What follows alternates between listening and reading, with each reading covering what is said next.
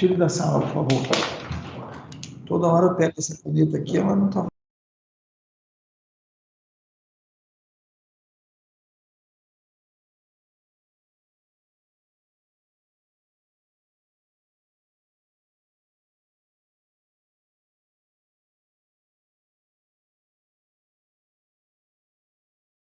Vamos lá.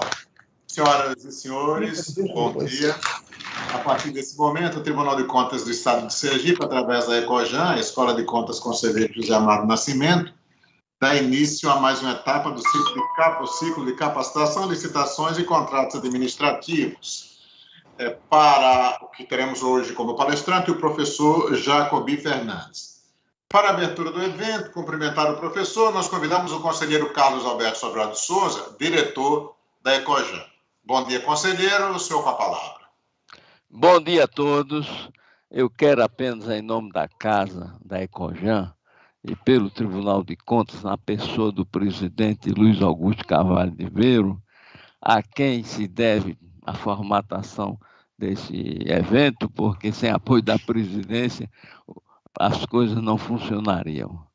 E ele dá todo o apoio à Ecojan.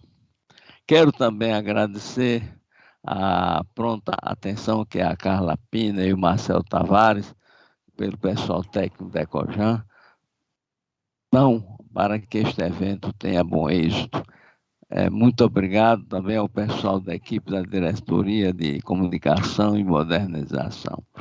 Cumprimento também todos que participam desse evento através do YouTube, o que dá uma plateia de 1.300 ou mais pessoas, porque este é o número de inscritos nesse evento. Quero também um agradecimento especial fazer à professora Patrícia Verônica, porque com a sua formação acadêmica e conhecimento desse meio acadêmico, fez a coordenação científica deste evento, tornando possível que figuras de escola do meio jurídico nacional se interessassem e participe, como está a participar o Ulisses Jacobi Fernandes. Muito obrigado, professora Patrícia. Agora, o que dizer sobre o Jacobi Fernandes? Jacobi, eu lhe conheço, você devia ser bem mais novo, evidentemente, porque eu acho que tem 30 anos ou mais que lhe conheço. Tivemos sempre uma relação grandiosa de amizade, de troca de conhecimentos. Claro que eu ficava auferindo os seus. E quero dizer, Jacobi, a sua trajetória foi exponencial. Você foi juiz de trabalho, foi procurador do Ministério Público de Contas do Distrito Federal, procurador-geral daquele ministério, colega meu, conselheiro daquela casa, e daí saiu para maiores voos e muito bem-sucedidos, que é o de escritor de renome, conferencista, respeitadíssimo no meio nacional. Estou dizendo isso não é para jogar um confete em Jacobi Fernandes. Ele é tudo isso, cidadão qualificadíssimo intelectualmente, que prende a atenção de quem vê suas palestras, suas conferências. E mais, Jacobi, você é um amigo daqueles que a gente tem que ter para sempre, porque você é uma pessoa também de excelente caráter, de excelente amizade, que a gente pode precisar. Só estou preocupado, Jacobi. Estou velho, você está novo, parecendo um menino recém-nascido, assim, do jardim de infância. Eu estou preocupadíssimo só com esse aspecto. Mas, no mais, professor Jacobi, bem-vindo e encerro minha participação rápida. Devolvo a palavra ao Carlos França. Ok, meu caro amigo. Eu queria saudar a todos que estão nos assistindo, agradecer a carinhosa saudação do meu amigo Carlos Alberto Sobral de Souza e dizer a todos vocês que eu sou um testemunho vivo de que todas as vezes, nesses 30 anos que a gente conversa, Carlos Alberto sempre está preocupado em aperfeiçoar uma norma, discutir o interesse público. É um daqueles cidadãos republicanos que a gente tem orgulho de conversar, porque é um diálogo muito construtivo sempre. Então, é uma amizade, como você falou, Carlos Alberto, que a gente leva no coração, né? Obrigado. E cumprindo o protocolo, eu queria então agradecer também ao presidente Luiz Augusto Carvalho Ribeiro fazer também uma saudação ao nosso amigo Carlos Pina, né, que está sempre aqui em Brasília, né, e dizer que aceitei com muita satisfação o convite da doutora Patrícia Verônica, né? Eu sou um admirador da doutora Patrícia desde as primeiras letras jurídicas que ela escreveu, com uma visão diferenciada. E quando saiu a primeira norma sobre Covid, nós trocamos ideias sobre suprimento de fundos, né? Porque a primeira lei da medida provisória da Covid colocou o suprimento de fundos lá nas alturas, né? Para que o gestor tivesse uma ampla liberdade, né? E, por acaso, naquela ocasião, nós trocamos ideias sobre isso, né? E meu amigo Carlos Alberto, na época, estava enfrentando a tragédia da Covid, né? E superou como um homem forte que é, né? Superou também isso. Então, eu queria também agradecer novamente a doutora Patrícia Verônica, dizer que enaltecer o esforço dela de coordenação, né? E dizer que as escolas de contas, agora na nova lei de licitações, elas passaram a ocupar um papel novo que foi definido a elas, né? Na época... Doutor Jacobi, antes que o senhor siga, por favor, e que o senhor entre propriamente dito na palestra, eu queria só dar uns avisos e ler um pouco também do seu currículo, um mini currículo do senhor, para que nossos palestrantes tenham conhecimento de quem é o doutor Jacobi Fernandes. Então, lhe peço licença para isso. Sim, senhor. Não. Nós queremos informar que a lista de presença será divulgada às 11 horas e ficará até 12h30, que será no chat. E sobre a questão das perguntas também. Nós vamos fazer o seguinte, assim que o doutor Jacobi terminar a palestra, a Carla vai fazer para ele as perguntas que os senhores enviarem. É provável que o doutor Jacobi termine em tempo essas respostas. Caso não termine em tempo, aí as perguntas que ficarem para ser respondidas depois serão enviadas por e-mail. Mas dentro daquela programação nossa, é provável que termine em tempo, então. E aí nós vamos aqui ler um mini currículo do doutor Jacobi Fernandes. Dr. Jorge Ulisses Jacobi Fernandes é sócio do escritório Jacobi Fernandes e Reolon Advogados. É advogado, mestre em Direito Público, professor de Direito Administrativo, escritor, consultor, conferencista e palestrante. Desenvolveu uma longa e sólida carreira no serviço público, ocupando vários cargos, dos quais se destacam conselheiro do Tribunal de Contas do Distrito Federal, membro do Conselho Interministerial de Desburocratização, procurador e procurador-geral do Ministério Público, junto ao Tribunal de Contas do Distrito Federal, juiz do Tribunal Regional do Trabalho da 10ª Região, advogado e administrador postal da ECT e ainda consultor cadastrado no Banco Mundial. Publica periodicamente vários trabalhos, principalmente na seara do direito administrativo, com destaque para uma abundante produção de artigos científicos nas principais publicações jurídicas brasileiras. Revista Fórum de Contratações e Gestão Pública, Fórum Administrativo, O Pregoeiro, Revista ILC, Editora Zenit, o Caderno Direito e Justiça do Correio Brasiliense. E colabora como conselheiro editorial da Editora Fórum. Como conferencista e palestrante, é um dos profissionais mais solicitados no ramo, onde ministra diversos cursos, congressos e seminários em todo o país, totalizando mais de 1000 horas. Então, isso é um pouco do que é o professor Dr. Jacobi, e nós devolvemos a palavra a ele para continuar falando com os senhores. De volta a palavra com o senhor, Dr. Jacobi. Muito bem, muito obrigado, Carlos França. E eu queria também agradecer a Carla Andrade, né, que está aqui, e também queria agradecer ao Pedro, que vai passar os slides para nós aí, com o apoio do Marcelo, tá bem? Então, muito obrigado a todos, né? Vamos iniciar, então, o nosso tema, e eu queria colocar a vocês o seguinte, como nós percebemos, a Escola de Contas passou a ter um papel diferenciado na lei. Nós buscávamos que o Tribunal de Contas promovesse cursos periódicos de capacitação, e buscamos isso na lei, mas o legislador acabou colocando como dever da Escola de Contas. E a Escola de Contas, eu acho que pode repercutir bem as decisões. Eu acho que esse é o principal papel, né? Porque muita gente não conhece as decisões do Tribunal de Contas e a nobre função orientadora que exerce. Então, obrigado. Pedro já colocou na tela aí para nós, obrigações na gestão de fiscalização de contratos na Lei 14.133. Vamos ao primeiro slide, então, por favor. Por que eu estou projetando este documento aqui? Olha só, este documento foi um dos acontecimentos da minha vida muito marcante. Por quê? Porque o presidente do Tribunal Superior Eleitoral, o ministro Marco Aurélio, na época, o ministro Marco Aurélio, uma pessoa que eu admiro, um ser humano extraordinário, um gestor que vai muito além do jurista que ele é, né? Ele nos perguntou certa vez qual era a maior dificuldade na aplicação da lei de licitações e contratos, né? E ele assumiu a presidência do tribunal com muitas ressalvas nas contas, né?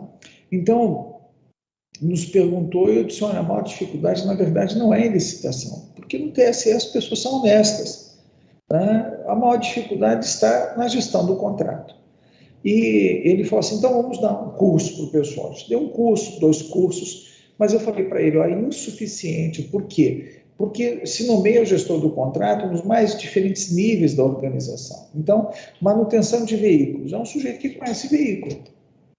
Como é que eu vou ensinar para ele gestão de contratos?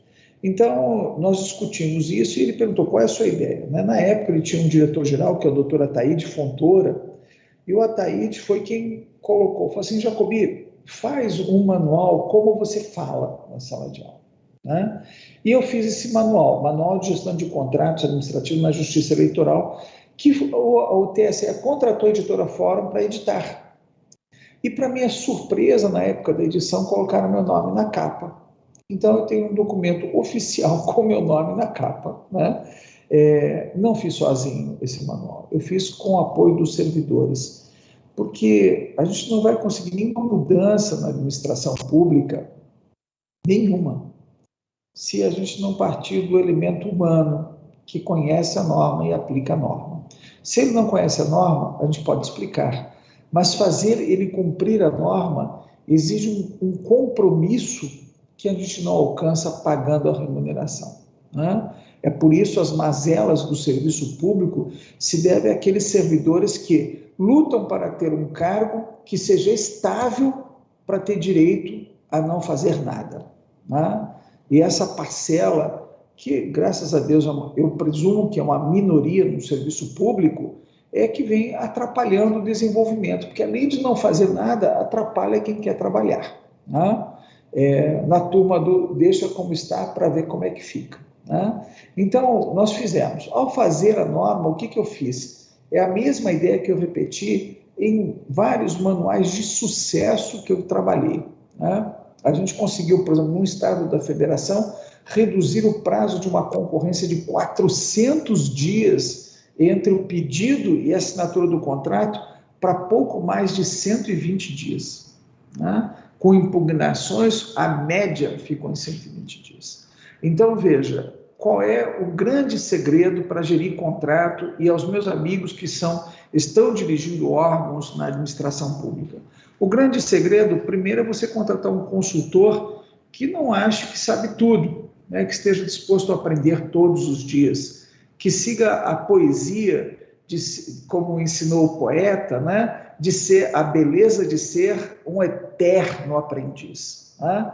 Então, contrate alguém com esse perfil, como nós fizemos no TSE. Não estou dizendo que eu deva ser contratado de modo algum, até porque o tempo passa e as demandas são muito grandes hoje em dia, os desafios são muito grandes, nem sempre a gente tem espaço na agenda para contribuir, mas o segredo é esse. Eu redigia 10 artigos, ou 5 artigos, ou 4 páginas, e reunia todos os servidores no auditório, numa reunião de 1 hora, 2 horas, uma vez por semana, e eles validavam. Tanto que, quando colocaram meu nome na capa, os servidores disseram, mas todo mundo fez esse manual, não foi o Jacobi sozinho. E é verdade, todo mundo fez o manual, né? Quando eu vi, já tinha saído o manual, na segunda edição eu consegui tirar o nome da capa, né? Embora reconhecendo a homenagem que me prestaram. E por que eu estou falando do manual que foi feito em 2005?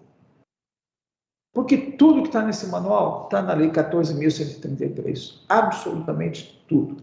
Não tem lá conselhos, né, que a gente colocou em nota de rodapé, né? Então, além disso, é uma norma muito bonita. Ela está disponível na internet. Se você procurar com esse nome aí, Manual de Gestão de Contratos Administrativos da Justiça Eleitoral, você vai encontrar o que eu encontrei, tá bom? Vamos então, Pedro, passa ao próximo slide, por favor.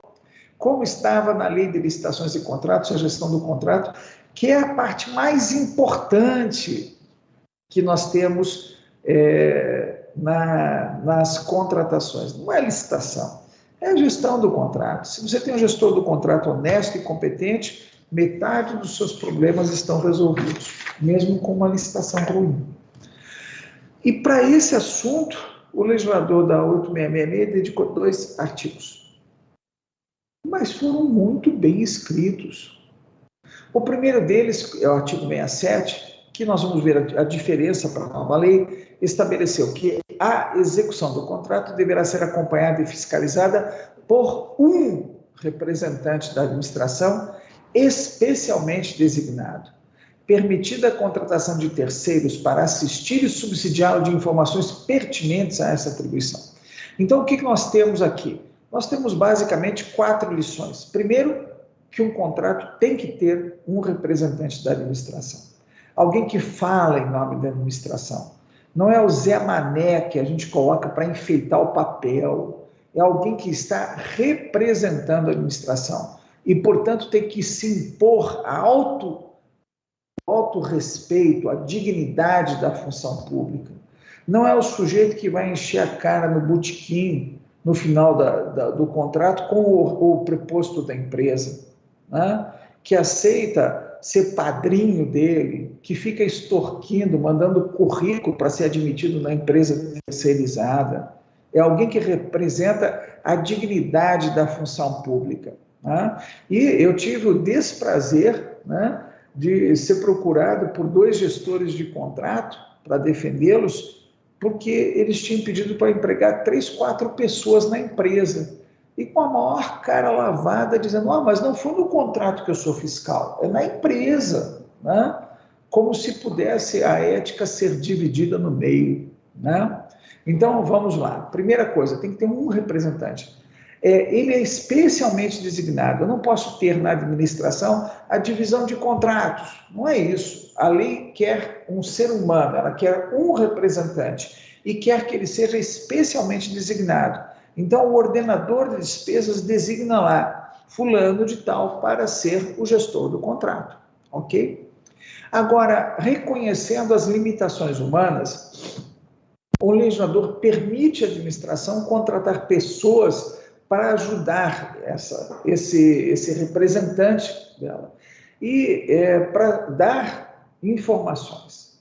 Aí vem 2 coisas importantes. A primeira delas é que, ao designar um servidor, muitas vezes o ordenador de despesas é procurado pelo representante assim, chefe, olha só, eu sou advogado, o senhor me nomeou para acompanhar uma obra, eu não sei nada de obra, eu queria que o senhor contratasse alguém para me ajudar. Não temos dinheiro. Tem. Dinheiro? Tem. E onde é que a gente arrumou dinheiro? Na diferença entre o preço estimado e o preço contratado. Você sabe que o processo licitatório passa de acordo com a respectiva dotação para o objeto por um setor que estima o preço. E a licitação não pode ser em valor superior, tem que ser necessariamente igual ou abaixo. Então, essa diferença que nós vamos reservar na mesma dotação para contratar alguém para ajudar sempre que for necessário, tá bem? E o que é necessário, quando é necessário? Isso fica ao prudente arbítrio do gestor público, tá certo? E o que faz o representante? Então, já está escrito lá em cima, no caput do artigo 67, que ele acompanha e fiscaliza o contrato. Mas o parágrafo 1º coloca ainda uma outra atribuição. O representante da administração anotará em registro próprio todas as ocorrências relacionadas com a execução do contrato, determinando o que for necessário a regularização das faltas ou defeitos observados. Veja, o gestor do contrato, ele anota. Aonde? Num livro. Eu proponho um livro. Né? Eu brinco com os meus amigos que, se for um documento físico, seja lá um livro preto, né? Para a gente anotar criteriosamente o desenvolvimento do contrato, que vai servir de duas coisas. A primeira, até para rescindir o contrato, porque o artigo 78 da Lei 8666 estabelecia, como a nova estabelece, que a causa de rescisão do contrato, o cometimento reiterado de faltas anotadas pelo representante da administração. Então, nós temos, nesse ponto, uma questão importante. E ele determina o que é necessário para regularizar o contrato. Até onde é que vai o poder dele? Fazer com que o contratado cumpra o contrato. Mas ele não pode, por exemplo, determinar reequilíbrio de preços, porque isso não está no contrato, isso é um direito do contratado que depende da anuência do gestor, do ordenador de despesas. No mais, tudo que ocorrer diferente do que está previsto no contrato, ele regulariza, ele termina a regularização. Qual é a responsabilidade dele? Exatamente nos termos do 67 caput, parágrafo 1º. Mas tem uma outra. As decisões e providências que ultrapassarem a competência do representante deverão ser solicitadas a seus superiores em tempo hábil para a adoção das medidas convenientes. Por exemplo, contrato de conservação e limpeza acabou. O gestor do contrato pediu uma nova licitação a tempo e modo para que fosse feita a nova licitação? Não. Então, ele cometeu uma infração. Por quê? Porque o parágrafo 2º determina que assim seja. E o artigo 68 estabelece o outro lado do campo de futebol. O contratado deverá manter preposto, aceito pela administração, no local da obra ou serviço para representá-lo na execução do contrato. Então, o outro lado do time tem que ter um representante do contratado. Mas, observe, o legislador usou a palavra preposto. Não é, de novo, o sujeito que vai dizer assim, eu vou perguntar lá se pode. Escuta, cadê o folguista aqui? O fulano faltou, está de licença médica, você mandou o substituto? Eu viro para o preposto e pergunto, e ele responde, esse assunto tem que ser lá com a empresa, o senhor liga lá. Não, preposto tem que estar no local de trabalho. Ok? Claro que tem contratos pequenos, né? Contrato de fornecimento, serviço pequeno, que eu não vou colocar um preposto o dia inteiro na empresa. Mas a ideia é que quando eu falo com aquele que está nomeado no contrato para representar a empresa, ele tem que dar uma resposta. Ele tem que ter. Por isso que se chama preposto. Não é só representante, é preposto. Ele tem que ter o direito de decidir. Pedro, vamos passar então ao próximo slide, por favor. Muito bem, você tem na tela aí a instrução normativa número 5, de 26 de maio de 2017. Qual é a importância dessa norma federal? Essa norma federal aplica-se ao governo federal, à União Federal e aplica-se também a estados e municípios quando estiverem utilizando recursos federais. É uma norma minuciosa, vai aos detalhes sobre esse assunto. Eu escrevi com o ministro Benjamin Zimmer, com o Murilo, com a Ana Luísa e outros grandes juristas aí do cenário nacional, um livro sobre terceirização de mão de obra, né, pela editora Fórum, em que a gente coloca cada um dos detalhes, como elaborar planilha, o que entra numa planilha de serviço, o que não entra, matriz de risco, tudo super bem detalhado. E colocamos também uma visão pessoal minha.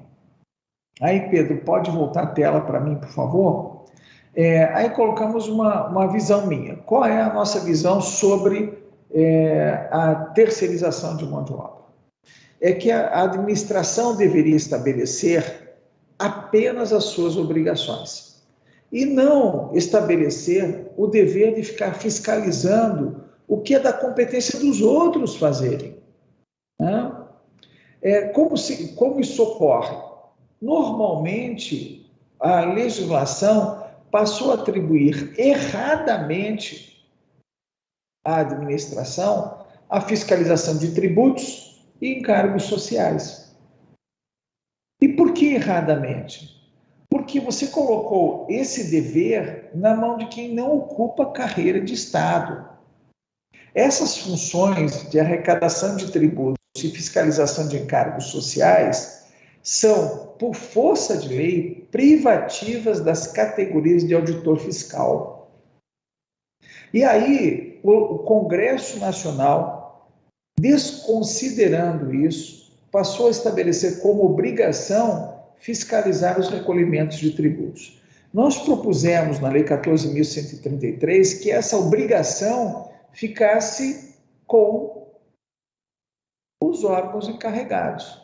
Quando eu firmasse um contrato de terceirização de mão de obra, eu comunicasse aos fiscais da Receita Federal que tinha firmado um contrato para eles fiscalizarem a arrecadação de tributos e encargos sociais pela Receita Federal do Brasil. Ponto. Mas essa ideia não foi aceita. Eu tive um caso na advocacia muito interessante, em que o meu cliente foi até uma repartição pública. Esse meu cliente é uma pessoa importante no cenário nacional e há uns 9 anos atrás, ele pediu muito que eu fosse com ele e eu acabei indo até esse órgão, porque era um despacho com o presidente do órgão. E quando cheguei lá, eu falei assim, olha, está havendo tal erro na fiscalização, tal erro na fiscalização. E aí, para minha surpresa, meu cliente tomou a palavra, me atropelou, né? E falou, demita a sua fiscal. Aí o presidente levou assim um susto, né? Não, eu quero que você demita. Eu contribuí para o seu partido na eleição e você foi nomeado pelo partido. E eu quero que você demita essa fiscal. E aí ele falou assim, olha, eu não vou demitir uma moça porque errou. Não, estou mandando demitir. Você não entendeu? Estou mandando demitir. E aí o presidente, pessoa de muito bom senso, muito elegante, falou assim, não tem condições de fazer isso.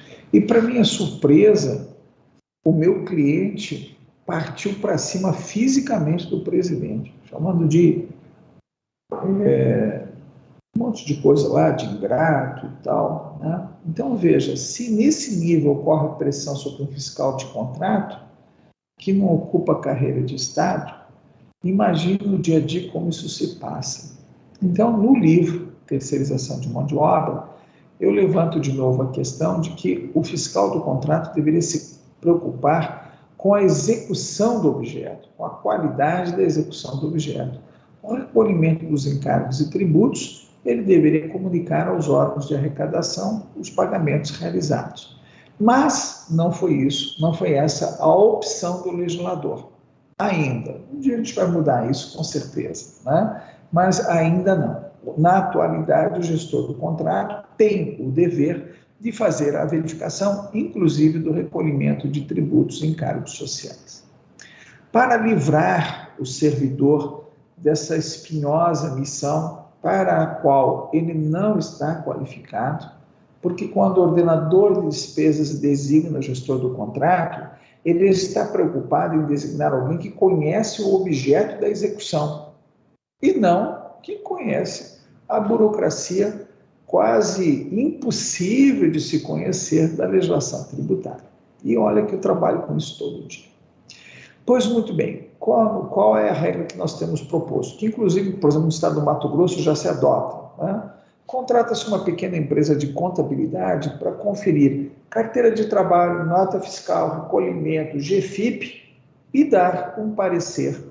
E essa empresa de contabilidade pequenininha, que a gente pode contratar até a microempresa, empresa de pequeno porte, essa empresa vai auxiliar todos os contratos, a fiscalização da documentação de todos os contratos. E com isso a gente desonera o servidor para que ele possa voltar a desempenhar as funções relevantíssimas de interesse público e não ficar conferindo papel, né? Então, essa IN5, ela incorporou várias e preciosas lições que estão no Manual de Gestão de Contratos da Justiça Eleitoral. Foi além, criou a matriz de risco.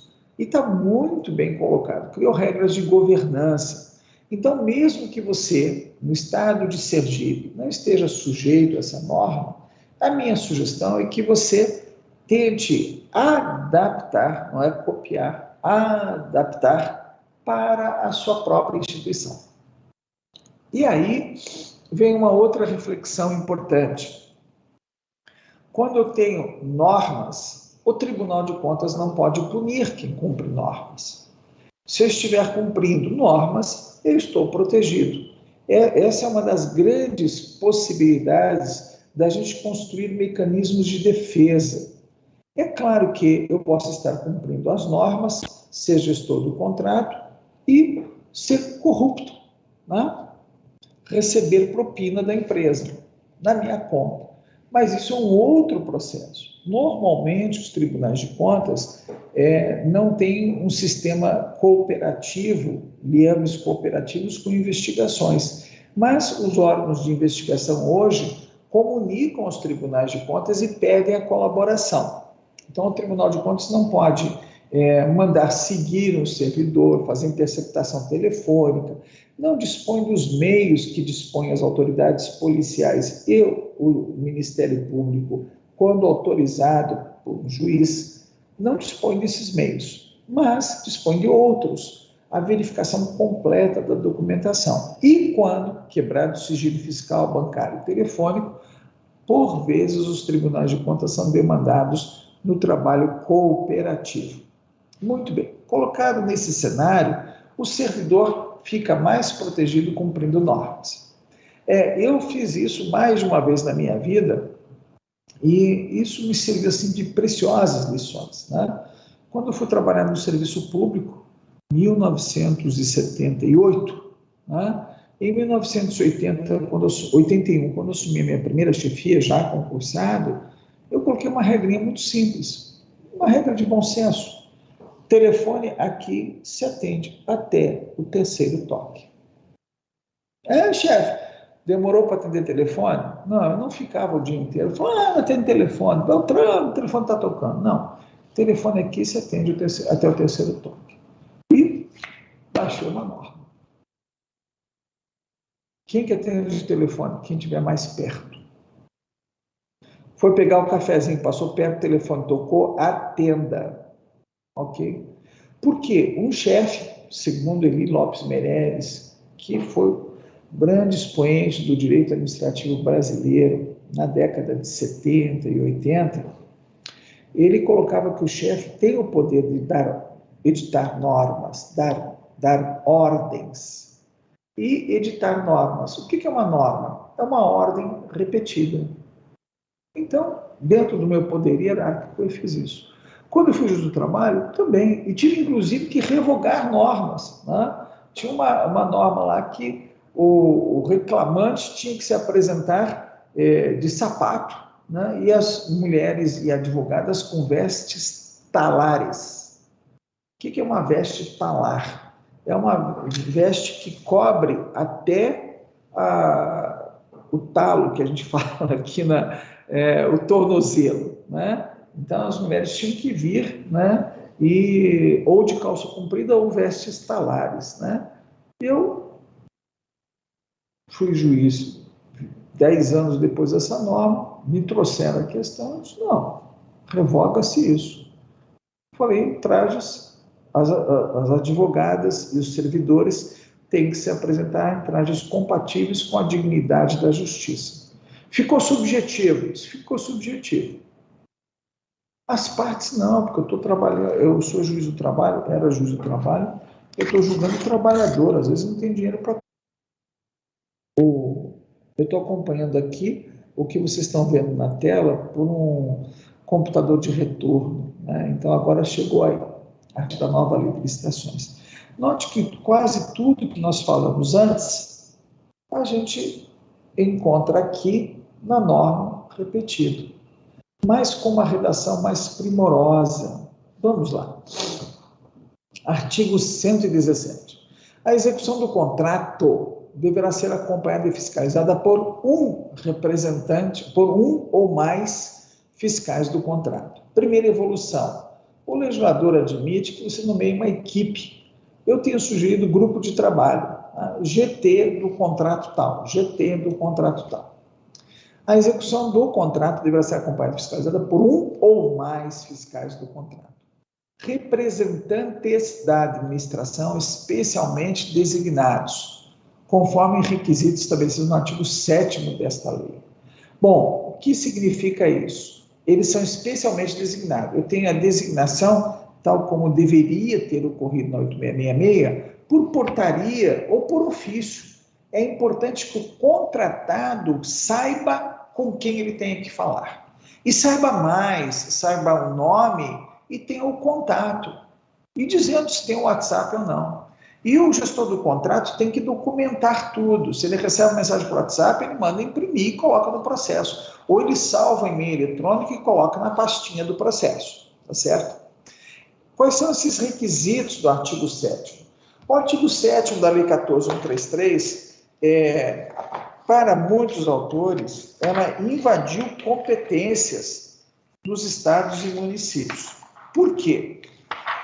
Porque o artigo 7º vai trabalhar com a definição das competências dos recursos humanos de todas as esferas de governo. Né?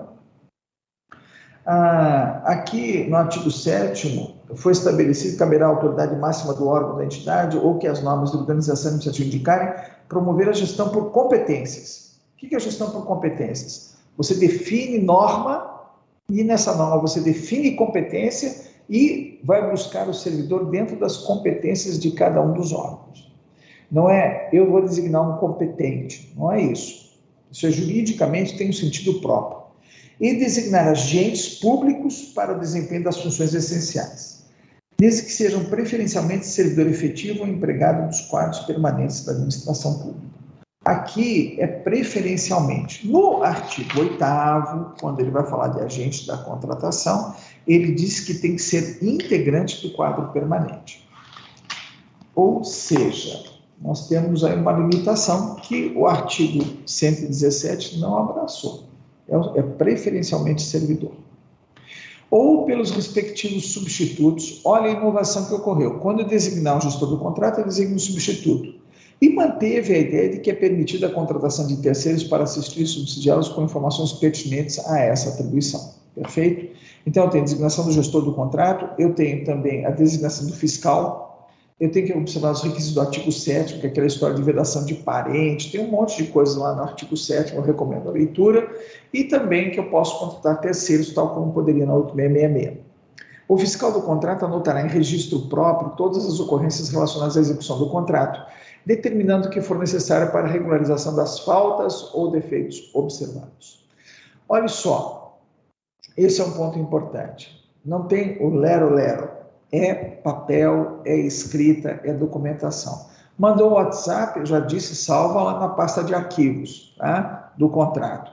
Você não pode ficar dependendo de mal-entendidos, tá certo? Não precisa ser rigoroso nessa comunicação, mas toda comunicação você arquiva. Tá?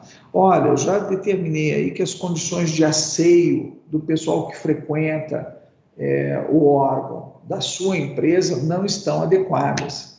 Você não precisa escrever, não toma um banho, mas você coloca uma linguagem apropriada, respeitosa e compatível com a dignidade da função pública. O fiscal do contrato informará seus superiores em tempo hábil para a adoção das medidas convenientes à situação que demandar decisão ou providência que ultrapasse sua competência. Então, veja, aqui repete 8666, o que o fiscal do contrato não pode decidir, ele tem que encaminhar a tempo oportuno para o superior hierárquico. Quem é o superior hierárquico do gestor do contrato? É o meu chefe. Nem sempre. Como assim? Pois é, aí tem uma questão jurídica. Vou imaginar aqui no Tribunal de Contas do Estado do Sergipe. O presidente nomeia lá um motorista para ser gestor do contrato de manutenção de veículos. Quando ele tiver dúvida, a quem que ele vai tirar as dúvidas? Com o presidente do tribunal. Não, lá na divisão de contratos. Se não tiver escrito no documento que ele deve se reportar à divisão de contratos é a autoridade nomeante. Por isso, a delegação de competência é um ato importante. Você delega lá ao secretário de administração todas as atividades de nomeação de gestor de contrato, para que ele possa dar suporte, né? Parágrafo 3º é uma inovação, uma ótima inovação. O fiscal do contrato será auxiliado pelos órgãos de assessoramento jurídico e de controle interno da administração, que deverão dirimir dúvidas e subsidiá-lo com informações relevantes para prevenir riscos na execução contratual. Veja que interessante, controle interno não decide, jurídico não decide, mas devem apoiar. E esse apoio pode ser, inclusive, uma consultoria. Olha, eu estou com dúvida aqui se, por exemplo, o que eu posso fazer com um servidor desviado de função. Eu tenho um episódio que eu costumo contar aos meus alunos que ocorreu, para minha surpresa, num órgão importantíssimo do Brasil, em que me convidaram para dar um curso e orientar a fiscalização dos contratos.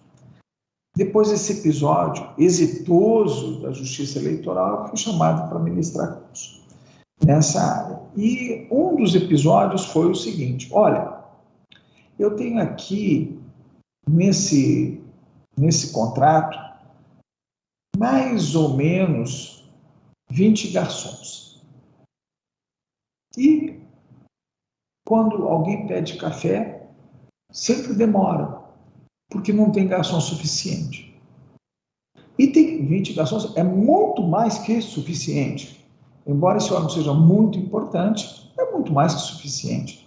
Dá para atender os quase 3 turnos de trabalho. Porque nesse órgão tinham dirigentes que chegavam às 7 horas da manhã e queriam tomar um café, e outros que iam embora às 22 horas. Né? Pois muito bem. Então, Jacobi, o que está acontecendo? Esse pessoal está desviado de função. E eu tive o cuidado de verificar uma determinada situação e conversei com os envolvidos. A história foi a seguinte: o garçom chegou de manhã cedo, estava fazendo direito, foi lá, serviu cafezinho para a secretária da autoridade. Eu estou fazendo direito. Ah, que bom dia, tal. No dia seguinte, ele viu que ela estava colando as cartas. Deixa eu ajudar a senhora a colar a carta? Eu disse, não, você é garçom. Eu disse, mas não tem nada para fazer às 7 horas da manhã. É só a senhora que está aqui, deixa eu ajudar a senhora. E ela aceitou a ajuda. Na semana seguinte, o rapaz com muita iniciativa, olha, deixa eu ajudar a imprimir etiqueta. Eu conheço computador. Ele estava imprimindo etiqueta. 2 meses depois, ele estava colocando papel na impressora, ligando os computadores quando ela chegava, organizando tudo. Emitia correspondência, colocava etiqueta, fazia endereçamento. E assim ele foi indo. Não, o que a senhora está fazendo aqui? Ah, eu estou distribuindo os embargos. Ah, mas embargos é uma coisa que eu estou aprendendo a fazer na faculdade. Deixa eu tentar fazer um. Fez um e a secretária deixou fazer os outros. Ele lutando pela sobrevivência. Ela para dar conta do recado. Resultado. Quando o gestor do contrato me procurou, eu falei, olha, se esses garçons estão desviados de função, estão trabalhando em gabinete, o que a gente tem que fazer? Pois é, vou mandar voltar. Eu disse, olha, minha sugestão é encaminhar um ofício para a autoridade demandante. Olha, o senhor pediu para testar a frequência de 20 pessoas, só encontrei 15 no local de trabalho, sei que 5 estão desviados de função. Trabalhando no gabinete de fulano, ciclano, beltrano, fulano. Para as providências que o senhor indicar. Veja, ele se protegeu porque ele encaminhou providências que não cabia a ele adotar.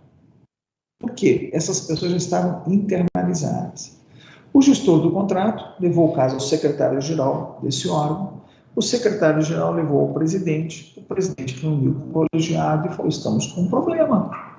Estamos com 5 garçons aqui desviados de função. Não, todo mundo tem que voltar para o seu posto. Tá, então eu vou ler o nome das pessoas. E o plenário ficou surpreso ao saber que não eram servidores do quadro, que eram terceirizados. Então, veja, uma das funções da gestão do contrato é ser honesto em relação às afirmações que receber. E qual foi a solução que fizeram para isso? A solução foi criar por lei mais funções e essas pessoas que estavam lá já há 3, 4 anos permaneceram como função de confiança. Quem faz concurso público deve estar pensando, poxa, que absurdo. Existe uma transição dos fatos para adaptação às normas, que é o que gera segurança jurídica. Foi o que foi feito pela Constituição de 88, quando estabilizou os servidores que estavam trabalhando na administração pública não concursados. Nunca pôde não ser concursado. Mas o fato é que a Constituição de 88 estabilizou. Ponto. E passamos uma regra, vamos tocar a vida em frente. E de lá para cá, passou a valer a regra do concurso público, novamente. Então é importante que você tenha presente que o gestor do contrato não tem que mentir. Né? Uma outra questão. Um gestor do contrato me perguntou o seguinte: professor, eu estou com uma dificuldade aqui, acabei de assumir a função de gestor do contrato e recebi um bilhete de um senador da República, líder do governo, isso aconteceu uns 4, 5 anos atrás, pedindo para admitir no contrato de terceirização de conservação e limpeza, que eu sou gestor do contrato, fulana de tal.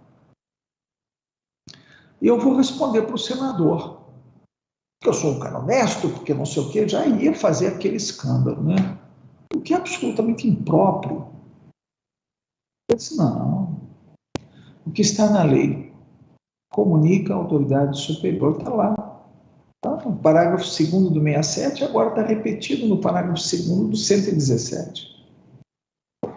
Senhor chefe, encaminhe o bilhete anexo para as providências cabíveis. Ponto. Ah, o presidente dessa empresa pública, ele quer atender o senador que ajudou ele a chegar aqui. Perfeito, problema dele. Só que se não vier trabalhar, vai receber falta. Essa é a minha função como gestor do contrato.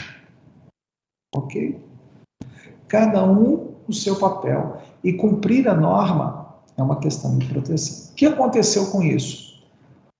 Pegaram, ele juntou no processo o bilhete do senador.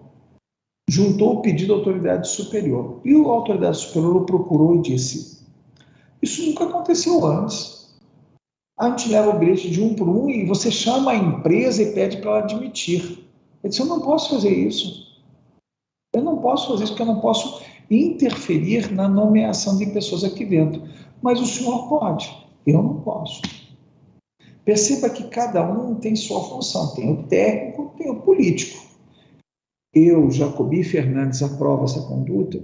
Claro que não. Claro que não. Mas acontece. Acontece você despachar com uma autoridade que vai decidir o seu processo e a autoridade diz assim, olha, admita aqui fulano de tal.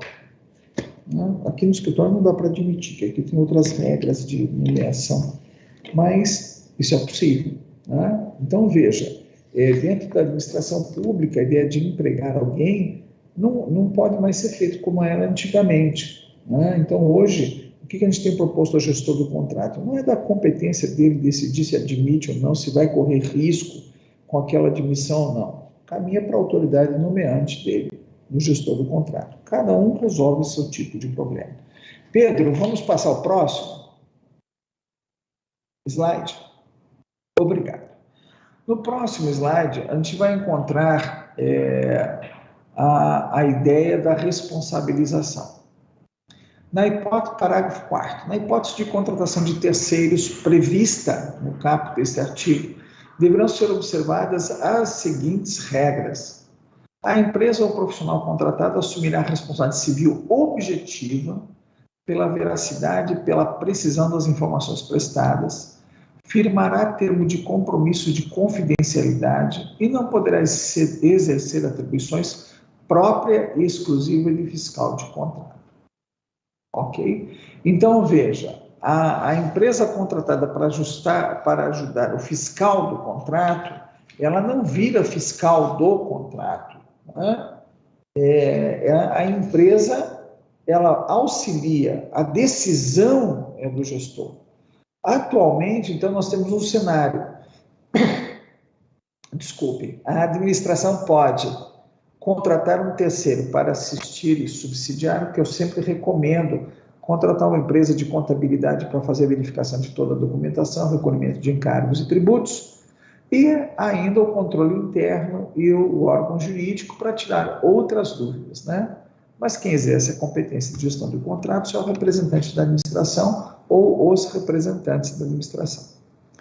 Inciso 2. A contratação de terceiros não eximirá de responsabilidade o fiscal do contrato, nos limites das informações recebidas do terceiro contratado. O que significa isso? Por exemplo, eu sou nomeado fiscal do contrato para construir o anexo do TCE, do Tribunal de Contas de Sergipe. Vamos imaginar aqui que o tribunal está... Certamente vocês vão me perguntar, Jacobi, você é engenheiro? Não. Mas eu vou ter empresas que vão fazer os exames, os testes, vão me dar informações pertinentes e eu vou gerir essa obra dentro dos limites da minha competência. Inclusive, agora pela nova lei de licitações, eu posso contratar empresa de engenharia para aferir a qualidade do objeto, porque o artigo 74 permitiu a inexigibilidade para as contratações de controle de qualidade de engenharia. E aí eles me dão lá, houve um teste do corpo de prova, do concreto. Ah, legal. Então o concreto é bom e foi colocado na quantidade indicada. Ah, tá bem. E eu atesto a fatura. Vamos imaginar que construído o primeiro andar, o prédio ruiu, veio abaixo. Problema, qualidade do concreto. Puxa vida. Imaginar que, como aconteceu com o Sérgio Naia aí, que se comenta, não sei se é verdade, que ele usava areia da praia com sal para fazer o concreto. O prédio caiu, né? O Palace 2 caiu. Eu vou responder por isso? Não, porque eu tinha uma empresa contratada que me dava uma informação precisa, dizendo que foram atendidas as normas de segurança. Então, eu não posso ser responsabilizado. Ok? Porque cada um atua no limite da sua competência. Então, é essa lição que fica do inciso 2 do parágrafo 4 do 117. No próximo slide, nós vamos ver como ficou a contratação do preposto.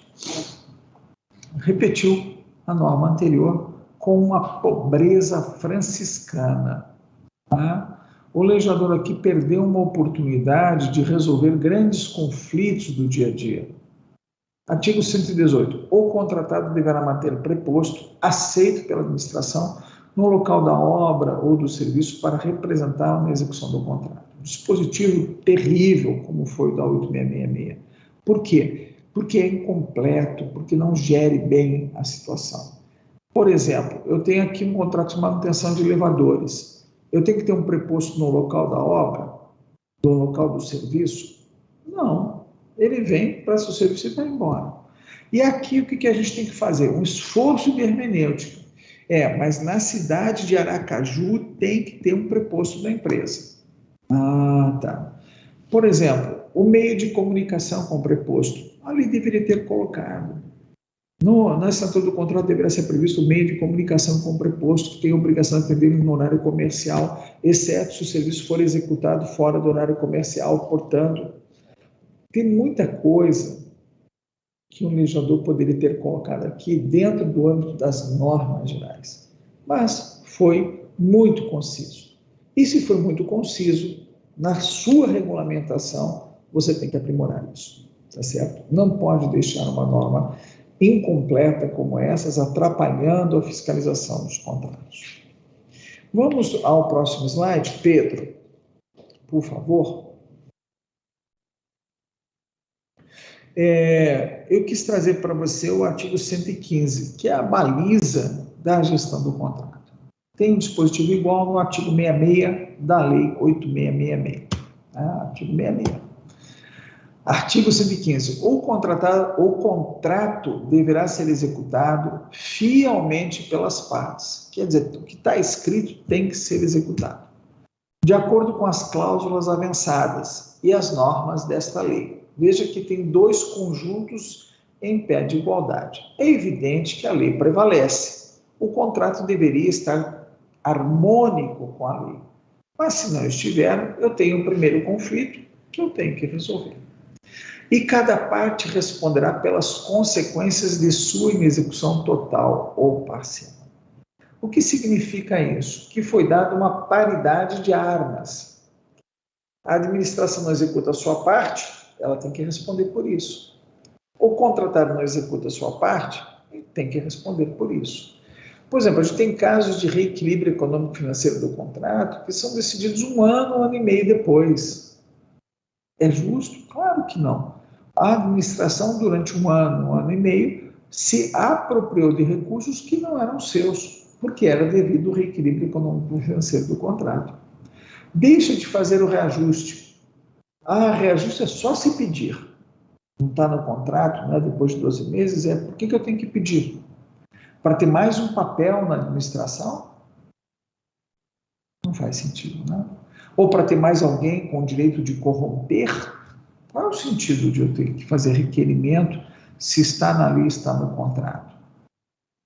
É proibido a administração, parágrafo 1º, é proibido a administração retardar imotivadamente a execução de obra ou serviço ou de suas parcelas, inclusive na hipótese de posse do respectivo chefe do Poder Executivo ou de novo titular no órgão ou entidade contratante.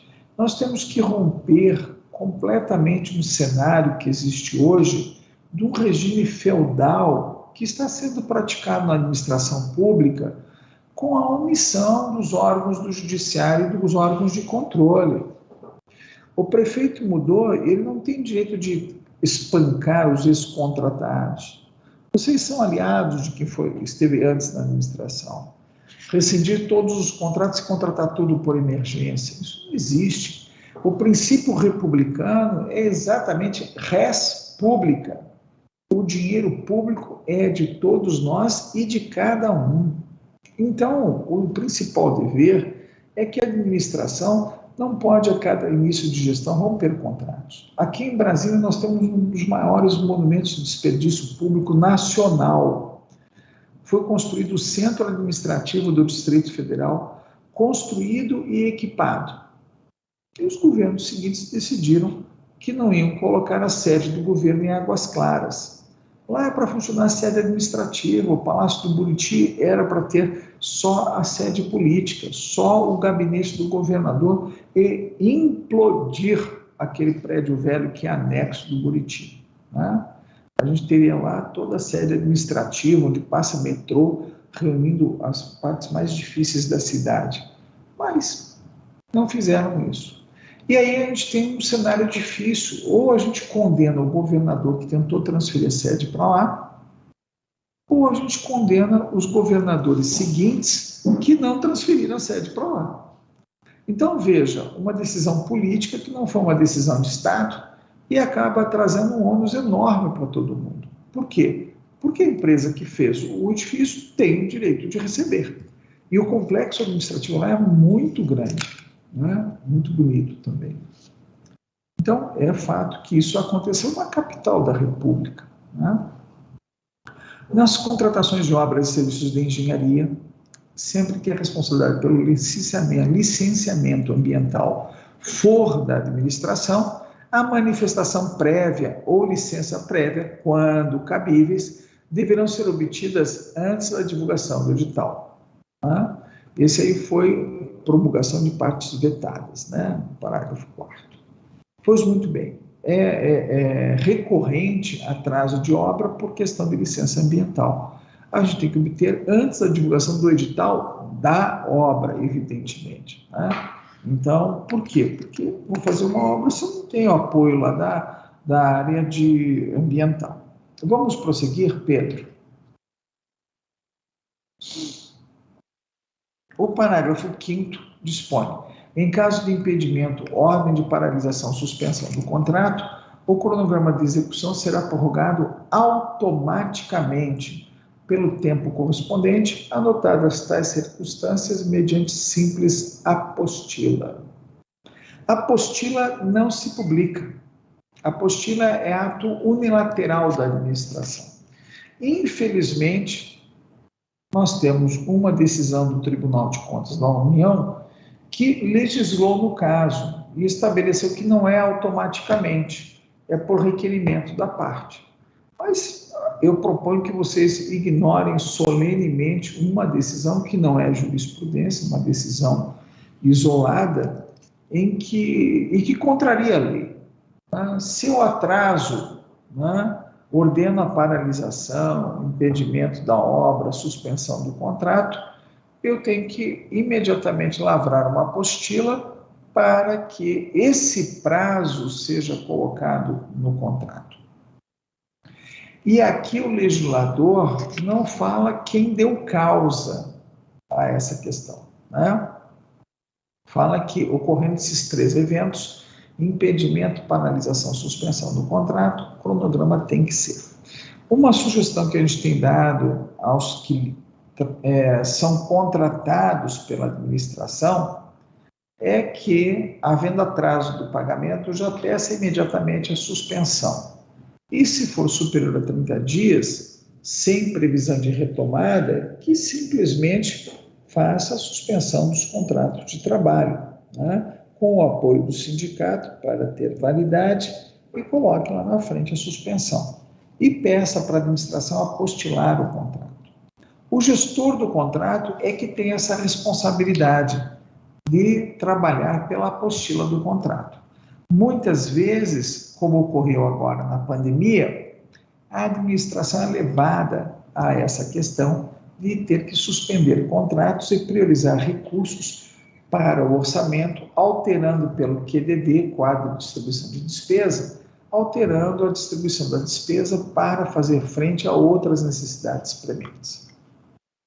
No parágrafo 6º, foi colocada outra regra importante e que, curiosamente, alguém quis mudar esse dispositivo agora, por projeto de lei que está tramitando no Congresso Nacional. Nas contratações de obras, verificada a ocorrência do disposto no parágrafo 5º deste artigo, ou seja, impedimento, paralisação, suspensão. No caso de obras, verificada a ocorrência do disposto no parágrafo 5º deste artigo, por mais de um mês, a administração deverá divulgar em sítio eletrônico, em placa a ser afixada em local da obra, de fácil visualização dos cidadãos, aviso público de obra paralisada, com o motivo e o responsável pela inexecução temporária do objeto do contrato e a data prevista para reinício de sua execução. O Brasil tem hoje mais de 40 mil obras paralisadas e é lamentável que a gente tenha obra paralisada porque ali teve dinheiro público empregado. Sair apurando responsabilidade, e tem muita gente que vai para essa linha, deveria ser feito ao mesmo tempo com outra frente. Apuro responsabilidade e termino a obra. Ou se a obra é inútil, eu só apuro a responsabilidade e mando implodir a parte feita. Parágrafo 7º. Os textos, com as informações de que trata o parágrafo 6º desse artigo, deverão ser elaborados pela administração. Ok? A placa pode ser transferida a execução pode ser transferida ao futuro contratado. O ônus dessa é ressarcido pela administração. Eu tenho uma questão técnica aqui, eu vou pedir para a escola assumir durante 2 minutinhos aqui, tá bom? Então, vou fazer um intervalo aqui de 2 minutinhos, com a anuência de vocês aí. Obrigado. Só vou tirar a imagem.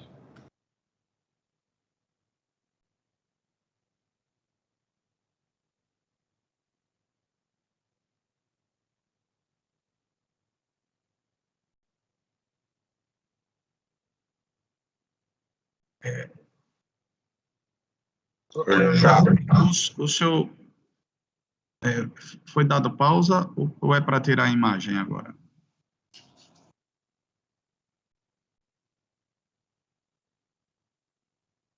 Oi, Carla, pode falar. Voltei. Tá ótimo. Desculpa, Carla.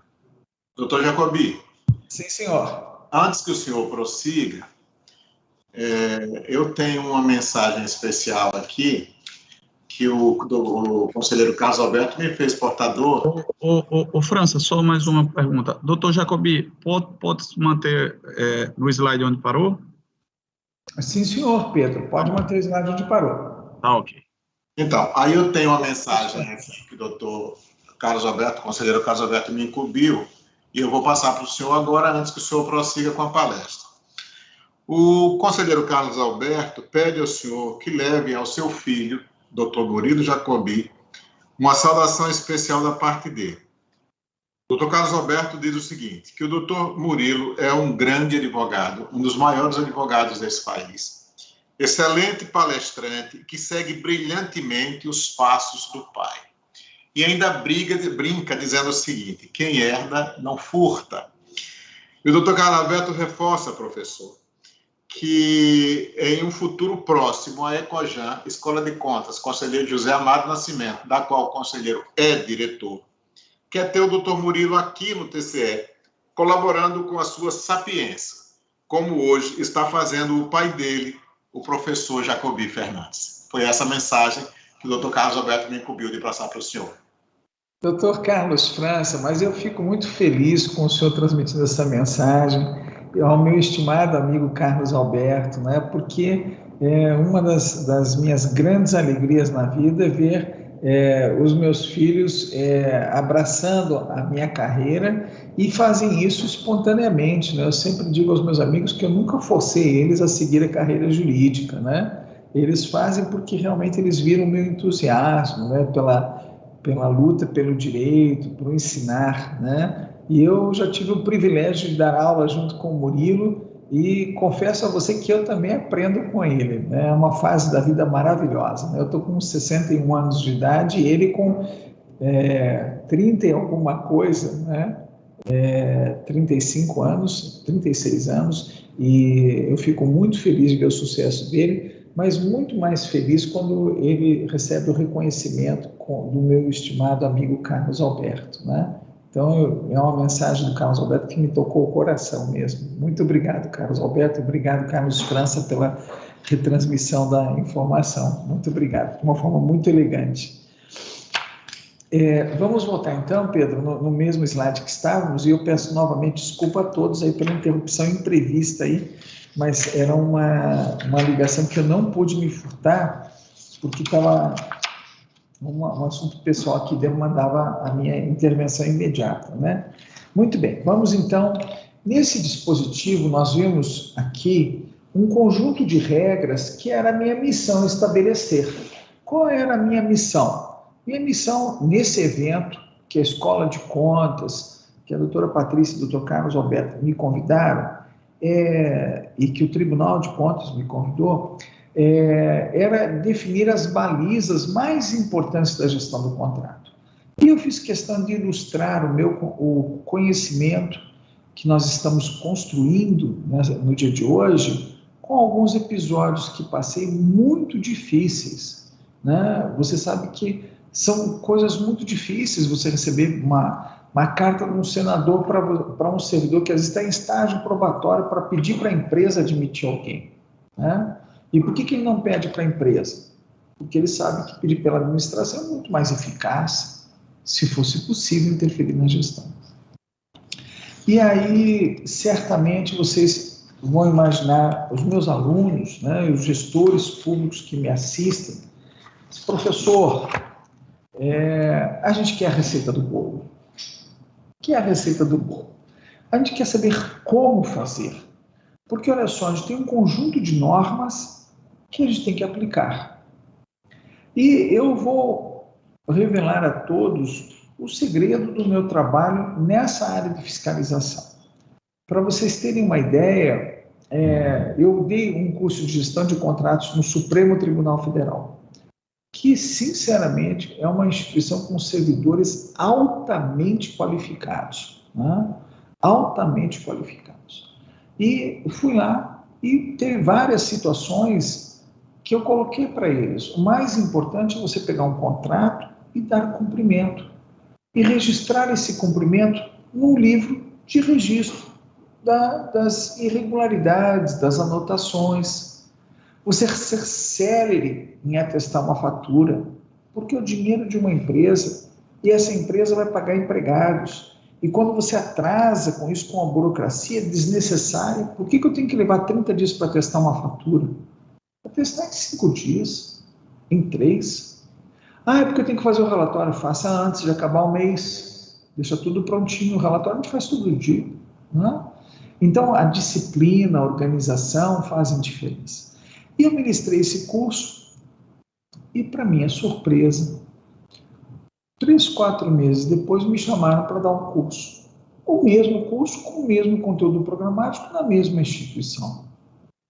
E eu fiquei preocupado. Eu disse, não é possível. Será que eu fui tão mal professor assim? Não, professor. Ao contrário, eu fui ótimo, maravilhoso. É que a gente agora quer dar para os outros servidores que estão gerindo contratos.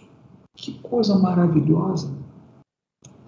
E depois, as 2 turmas se reuniram e criaram um conjunto de dúvidas. E eu dei o 3º curso. Mas aí as dúvidas eram em outro patamar. E aqui em Brasília, eu fui a um tribunal com um amigo, né, que era o diretor-geral, falou, Jacobi, ministrar um curso aqui, porque eu fiz, lógico, eu vim aqui como diretor-geral, nomeei os gestores do contrato e está tudo uma porcaria, tá? As salas não estão limpas, o apoio não funciona aquilo, a reprografia não funciona, o microfone não funciona, não sei o que fazer, tem alguma coisa errada, eu quero que você vá lá, como meu amigo, e me diga o que eu devo fazer. O que eu fiz? Eu achei uma norma, peguei o seu manual de gestão de contratos, que eu até sugiro que você atualize, aos meus alunos, aos meus amigos, que atualizem, né? Não façam copia e cola, melhorem, né? Mas ele foi lá e copiou, implantou e me convidou para dar uma palestra. Não, você vai lá numa palestra e me diz o que está errado. E eu fui lá e disse, olha, eu vim aqui ministrar um curso de gestão de contratos. Quem daqui da sala, tinham quase 100 pessoas, é gestor de contrato. E aí, uns 3 ou 4 levantaram a mão. Eu perguntei para o meu amigo discretamente, que estava na primeira fileira do auditório, só tem 3 ou 4 gestores do contrato? Não, Jacobi. Todos eles são gestores de contrato, é por isso que eles estão aqui no curso. Como é que só tem 3 ou 4? Eles olham para trás. Pessoal, levanta as mãos de novo. Obrigado. Então, eu tenho uma má notícia para dar para vocês. Todos aqui são gestores de contrato. Você sabe quando o auditório entra em burburinho? Não é possível. Quem eu? Eu não sou gestor de contrato. Que é isso? Assim, como é que você nomeou o gestor do contrato? Publiquei no boletim. Boletim do tribunal. Quem daqui leu o boletim do tribunal? Aí umas 5 pessoas levantaram o braço. Como é que você nomeia um gestor de contratos? Lembre-se a ideia. Quanto mais eu vivo, mais eu descubro isso. Se você não tiver essa cumplicidade humana, do compromisso, do convencimento, a gente não consegue. E aí, no manual de gestão de contratos, eu tenho até um item que eu digo, como nomear o gestor do contrato. Vai lá chamar. E é impressionante quando você faz isso. Se imagine aí, diretor-geral de um tribunal. Fulano, mandei chamar você aqui agora, nós estamos assinando um novo contrato aí de licitação, decorrente de uma licitação exitosa, conseguimos uma boa economia por erário, e o tribunal precisa de você. O servidor leva aquele choque na cadeira. nós precisamos nomear uma pessoa que represente a administração, a dignidade da função pública. E eu perguntei aqui dentro quem que eu podia indicar e me disseram você. Então, eu estou indicando você para ser gestor do contrato com a empresa Editora Fórum, São Lourenço. Estou aqui com uma água aqui, São Lourenço na mesa. A empresa São Lourenço, tá? De conservação e limpeza. Queria que você fosse gestor do contrato. Chefe, isso é muito difícil. Tem um parecer do DASP de 1950. O servidor não pode se recusar missões espinhosas. Se fazê-lo, revela falta de interesse, falta de apreço ao interesse público. Ou a reação dele pode ser: chefe, não posso. Por quê? Porque eu estou namorando a dona da São Lourenço, dessa empresa de conservação e limpeza. Aí tem um vínculo que realmente impede a nomeação. Chefe, não é meu cargo não é esse. Qual é o seu cargo? Eu sou mecânico. Ah, é? No mecânico? Não, achei que você era técnico de administração. Não, mecânico. Então, veja, tem duas situações em que é possível a recusa. A primeira, as questões de relacionamento pessoal. É meu amigo, meu inimigo, isso não importa. Tá? Mas, olha, meu parente, tá? Por afinidade, ou diretamente, parente sanguíneo, colateral, aí sim você não vai nomear. Mas você tem que ter essa conversa inicial e dizer para a pessoa: você não está sozinho. Pela nova lei, você pode recorrer ao jurídico para lhe ajudar, pode recorrer ao controle interno. E eu posso até contratar uma empresa para ajudar você. Na parte da burocracia, anotação de carteira de trabalho, essas coisas, o órgão já tem aqui contratado uma empresa para fazer verificação em todos os contratos a um preço módico, tá bom? Então, ela vai dar para você um relatório dessa parte burocrática e você vai trabalhar gerindo o contrato. Se você tiver conflitos, procure o nosso secretário de administração, desculpa. Então, a primeira preocupação, quando a gente colocou no manual, é você fazer essa reunião prévia. Tá? E se for muita gente, colocar todo mundo no auditório, coloca todos os serventes, né, lá no auditório para o contrato de conservação e limpeza do órgão. Olha, vocês vão começar a trabalhar aqui dentro tem que ter tal postura, não pode ficar pedindo dinheiro emprestado para a autoridade, não pode ficar pedindo emprego, não pode atrapalhar o serviço, tem que entrar na porta, tem que pedir licença, bater na porta antes. É mesmo o banheiro, porque tem gente que vai ao banheiro e esquece de fechar a porta, de trancar a porta.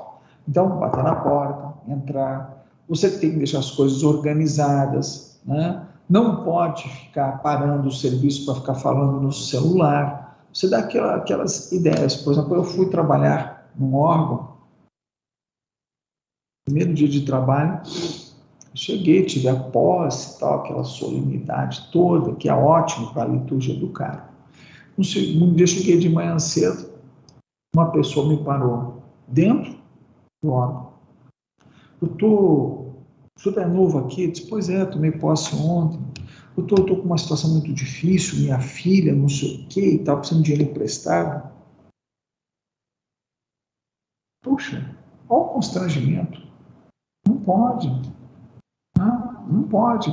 Eu passei situação, inclusive, quando estava no judiciário, de um colega meu, era 10 horas da noite, os dois estavam lá trabalhando, né, cada um na sua sala, fazendo sentença, né? Eu estava numa cidade longe da família, né? E eu estava lá fazendo sentença, eu brincava sempre com ele, na hora de ir embora, um dava carona para o outro. E era uma brincadeira, porque os dois pegavam um táxi, né? E aí um dia pagava, outro dia pagava. E a gente ia embora quando estava cansado, né? Então, e dois idiotas, a gente queria colocar junto em dia. Aí, tá bom. Aí estou trabalhando, ouço os gritos dele. O que aconteceu? A moça da limpeza decidiu fazer a limpeza com ele na cadeira. E ele, dentro daquela ideia da autoridade dele, quando ela bateu 2 vezes a vassoura na cadeira, ele, aos berros, botou lá para fora. E ele falou: você está como diretor do foro, demita a moça. Se é para demitir? É sua vontade mesmo? É. E você, meu colega, tem que demitir mesmo. Ela deu umas 3 ou 4 pancadas na vassoura, lá na cadeira. Na verdade, ela me empurrou. Disse, então vamos jantar. Tá tarde. E aí eu fui lá e falei assim, olha, uma pessoa que não tem a noção do seu status social, não foi qualificada. Nós estamos atrasando a saída dela, sabia? Eu descobri isso agora, quando isso aconteceu, foi que eu me toquei. Essa moça tinha que ir embora, mas ela só pode ir embora depois de passar do juiz. E os 2 juízes ficam até tarde trabalhando. Essa moça está trabalhando, nem ganha hora extra. É mesmo, né? Eu disse, mas você vai demiti-la? Eu disse, não, vou conversar com ela. E aí no dia seguinte fui lá, mandei chamar o dono da empresa, né? Dei uma de gestor de contratos, né? Vem cá. Você está recebendo a mais pela adição noturna? Não, eu sei que você está ficando até tarde, aí a moça já reclamou, aí eu mudei a moça. Tá bom. E aí disse, olha, então você faz o seguinte, qual é o horário do seu contrato? É das 7 da manhã até as 17. Eu disse, tá bom, então ela chega no dia seguinte e limpa a sala do juiz, tá bom? Tá bom, resolvido o problema. Você veja que são coisas em que a gente depende de ter inteligência, por isso eu falo que o gestor de contratos deveria ser mais valorizado pela gestão, não é pago mais, é mais valorizado. E como é que eu proponho isso? Vou ensinar a vocês o segredo de uma receitinha de bolo que deu certo. Se você tiver que fazer um manual, eu trouxe aqui algumas ideias para você. A primeira ideia é, quando passar de um ato para outro, estabeleça prazo. Esse ato tem que ser praticado com prazo tal. E diga para onde vai o processo. Faça um fluxo. Então, defina competências, só essas 3 regrinhas, para um bom manual. Competências, prazos e um fluxo. Porque muitas vezes você recebe um papel e não sabe para onde manda. Vamos lá? Projeta aí, Pedro, essas ideias para você. Pode passar o próximo slide. Isso. Eu vou me basear no livro que a lei se baseou para colocar e que a gente tem a mesma ideia sobre esse assunto. Contratação de fiscal do contrato. Então, tem o gestor do contrato, que é designado pela administração. E tem o fiscal, é aquele terceirizado que você contrata para acompanhar. Eu dei sistematicamente aqui o exemplo da empresa de contabilidade. Ok? Então, quando contratar o fiscal de contrato? Mas podia ser empresa de engenharia, da qualidade da engenharia, que eu também exemplifiquei. Como contratar o fiscal do contrato? Pode ser sem licitação ou com licitação. Com licitação, vedações ao fiscal do contrato e condições de habilitação do fiscal do contrato. Você tem que definir isso, se você for fazer o edital de licitação. E aí você faz para todos os contratos, não é só para um, todos os contratos. No próximo slide, Pedro, a gente vai tratar das penalidades. Regras comuns a todas as penalidades. A nova norma pede que você elabore um regulamento específico das penalidades. E aí está, advertência, como é o procedimento, a notificação e defesa, a forma e execução e recurso. Sobre a advertência, queria dar um exemplo que aconteceu aqui em Brasília. Uma aluna minha da faculdade foi designada gestor do contrato de fornecimento de combustível com a Petrobras distribuidora. E a Petrobras atrasava. O GDF atrasava o pagamento, ela atrasava o contrato. Às vezes o GDF não atrasava o pagamento, mas ela atrasava o contrato. E aí ficava aquele sufoco, onde é que os carros vão abastecer? Então ela tinha que tratar ali um contrato emergencial. O que eu faço?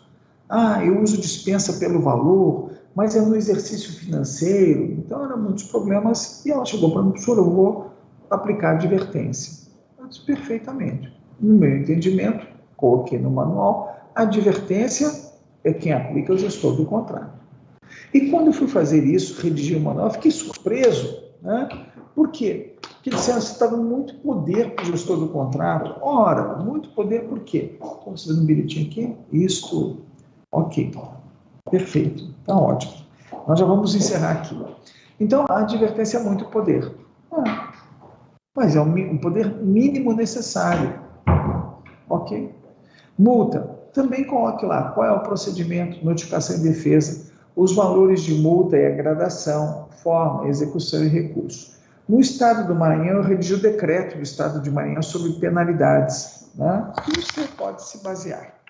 No próximo slide, a gente tem a ideia de como atestar o cumprimento da obrigação, né? Desculpa, eu me antecipei aqui.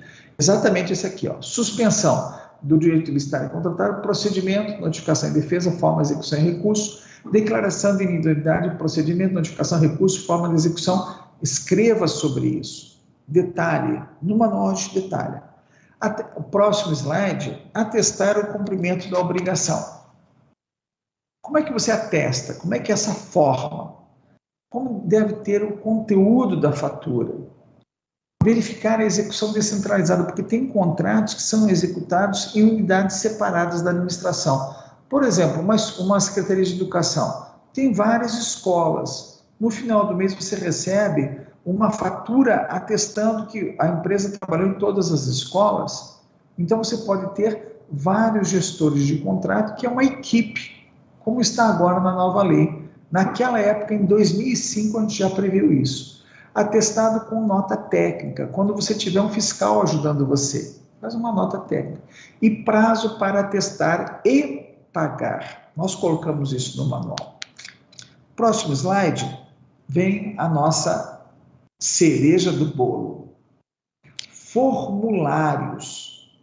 Formulários para comunicar a aplicação da penalidade. As-built, determinação de entrega. Você faz uma obra e não pede o as-built. O que é o as-built? É o projeto que o empreiteiro faz do que ele construiu. É obrigatório. E a gente não pede no contrato, ninguém pede. Determinação de entrega, está aí. Um formulário para isso. Depois, comunicação de determinação para substituição de empregado da empresa contratada. Aquele empregado que tem um comportamento inconveniente perante a administração, né? Eu aqui em Brasília mesmo tinha um sujeito que ficava assobiando para as servidoras quando passavam. Não cabe isso na repartição pública. O outro que ficava cantando a toda a voz do pulmão, né? Era um verdadeiro Carlos Galhardo, né? E o repertório dele era dele mesmo, do mesmo cantor. Determinação para a substituição de preposto, comunicação de ocorrência de danos, comunica preposto, comunica a proposta do gestor de contrato pela prorrogação contratual, declaração de inidoneidade, comunica a aplicação, a pretensão da aplicação, declaração de inidoneidade do diretor-geral encaminha ao órgão jurídico, tudo com formulário. Pode passar, Pedro? O próximo conjunto de formulários, nós temos mais 3 slides. Isso. E a gente está encerrando, Carla, e Carlos França, a gente está encerrando aqui mais 3 minutinhos. Tá? Só estou apresentando os formulários. Declaração de individualidade, gestor do contrato propõe o secretário de administração, declaração de individualidade, parecer do órgão jurídico, formulário do parecer jurídico, isso mesmo, tem um formulário lá. Tá? E o pessoal diz, não, mas não é para ter. É sim, é para ter. O jurídico também se sujeita às regras da instituição. A gente colocou um formulário para ele. Formulário de designação do gestor do contrato, ficha de execução contratual, ocorrências, fiscal do contrato, requerimento de contratação de fiscal, o gestor pede ao fiscal, fiscal do contrato, requerimento de designação de servidor, livro de registro de contrato, termo de abertura, anotação e encerramento. Pedro? Pode passar? Isso. Multa, comunica a pretensão de aplicação de multa. Multa, comunica discordância do secretário na aplicação. Multa, proposta de aplicação pelo gestor do contrato. Notificação de defesa. No caso de advertência, declaração de nulidade, irregularidades, já irregularidades passíveis de punição. Então, você pode encaminhar até para o contratado preencher o formulário. Suspensão do direito de licitar e contratar, notificação de defesa, multa, ordem de serviço, retenção cautelar de valor, porque às vezes o contratado pode ter causado um dano. Aí, ó, veio aqui, danificou o computador. Na fatura desse mês eu vou reter o valor do computador. Ok? Pode, retenção cautelar de valor. A gente fez um formulário. Prossiga, Pedro, por favor. Formulário de sugestão. Olha só, tudo com formulário certinho. Sugestões e reclamações. Por quê? Porque o gestor do contrato tem que perguntar para o cliente dele como está a execução do contrato. Conservação e limpeza. Ele tem que perguntar para todo mundo no órgão se a limpeza está adequada. Ele pode fazer isso uma vez a cada 2 meses, a cada 3 meses. Eu vi um gestor do contrato aqui em Brasília mudar a alimentação dos servidores. Ele pegou uma urna, fez uma caixinha de papelão e foi para a porta do restaurante. Foi uma sugestão minha. Tá? E todo mundo que saía, ele colocava: preenche o formulário, por favor. Comida está boa, está ruim, estética, capricho, alimentação, higiene. Por que ele fez isso? Foi uma sugestão minha. Olha, fulano, ele chegou para mim: professor, a comida dessa empresa está horrível, eles ganhando muito dinheiro aqui no tribunal. Eu disse: é mesmo. E eu chego lá e falo que a comida está ruim, isso é o seu paladar. Eu disse: eles têm razão, o paladar da gente é subjetivo. Mas o paladar de todos nós não é. Pega uma fichinha, faz uma fichinha com um lugar para marcar uns 4 xizinhos e vai lá e entrega na porta. Todo mundo tinha saído e põe na urna. Depois você pega toda a urna não identificada e você faz um relatório. Tirou a empresa, rescindiu o contrato por qualidade na alimentação. Ele deu oportunidade para a empresa melhorar, evidentemente. E aí a empresa teve a brilhante ideia de pedir para um político ligar para ele para deixar a empresa do político. Né? E ele foi muito sério e levou em frente isso. Suspensão de direito licitar, termo de juntada de documentos, termo de recebimento definitivo com ressalva e sem ressalva, termo de recebimento provisório, tudo em formulário. Aí as coisas funcionam. E procedimentos. Pode passar o próximo, por favor, Pedro? Procedimentos. Fluxo dos procedimentos para aplicação da penalidade. Certinho, da onde vem, para onde vai, direitinho, o fluxo, uma coisa bem simples, porque as grandes ideias são simples. Penalidade de advertência, multa, direito de licitar e contratar, suspensão e declaração de inidoneidade. Muito bem, com esse slide agora, o Pedro projeta o próximo e eu encerro a minha participação, passando a palavra para a Carla e para o Dr. Carlos França, com os meus agradecimentos e a minha gratidão que está aí na tela. A partir de agora, então, a palavra está com vocês para eu responder perguntas, com a limitação do prazo, que é umas 11 horas e 20 minutos, e como já antecipou Carlos França, se houver alguma coisa que eu não conseguir responder, por falta de competência ou de tempo, aí eu respondo por e-mail, tá bom? Muito obrigado a todos. E obrigado ao Pedro também pela ajuda nos slides. Saudações, professor. Eu só daria ter a liberdade e a ousadia de dizer que por falta de competência nunca. De tempo talvez, mas de competência não. Então eu passo a palavra agora à nossa coordenadora, Carla Andrade, para as perguntas. Por favor, Carla. Parabéns, professor, pela excelente aula. O senhor realmente transmite conhecimento de forma muito clara, prática, que é de fundamental importância para a capacitação de quem participa do curso. A gente vê isso nos comentários aqui do chat, temos muitos comentários positivos da aula, e temos 2 dúvidas, eu vou ler aqui para o senhor, acredito que vai dar tempo. As perguntas são de Francisco José, ele é coordenador da 2ª Coordenadoria de Controle e Inspeção aqui do Tribunal.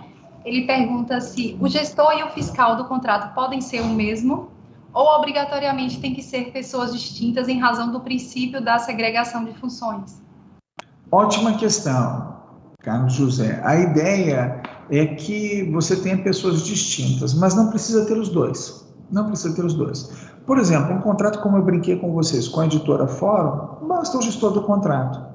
Agora, um contrato de conservação e limpeza, que você vai ter que verificar todas as carteiras de trabalho, a coincidência delas com a GFIP, as licenças gestantes, distribuição de cesta básica, tudo que está na convenção coletiva, você vai precisar de ajuda para documentação. Aí eu sugiro você pedir a contratação de um fiscal para a documentação, para a parte burocrática, recolhimento de impostos, anotação de carteira de trabalho e outros elementos essenciais à verificação da regular gestão do contrato. Então, o fiscal do contrato não é essencial. o gestor do contrato é. E essa terminologia é terminologia própria, é a que está no manual. Mas você pode ter outra terminologia no seu tribunal, tá bom? Então, não precisa ser a mesma pessoa. Agora, se você tiver essas duas pessoas, aí sim você está certo.